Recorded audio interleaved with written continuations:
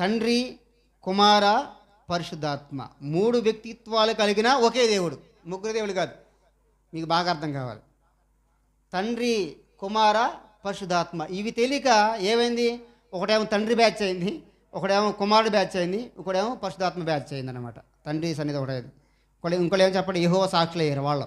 ఇంకోటి ఏమండి, క్రీస్తు నమ్మితే క్రీస్తు సంఘం అయ్యారు. ఇంకోటి పరిశుద్ధాత్మ ఏంటంటే పెందుకొస్తలు అయ్యారు. ఇక్కడ 3 సంఘాలు విడిపోయింది. ముగ్గురు దేవుళ్ళు అవుతారా చెప్పండి ఎక్కడైనా? ముగ్గురు ఉంటారా? 2 దేవుళ్ళు. God cannot create another God. మీకు అర్థమైనా చదువుకున్న వాళ్ళకి? దేవుడు మరొక దేవుణ్ణి చేయలేడు. ఇంపాసిబుల్. దేవుడు మరొక దేవుణ్ణి తయారు చేయలేడు. దేవుని ఎవరు చేశారండి? ఇప్పుడు ఈ సృష్టి అంతా కూడా దేవుడు చేశాడు, బాగానే ఉందండి. అసలు దేవుని ఎవరు చేశారండి? దేవుని ఎవరో చేశారా? చేస్తే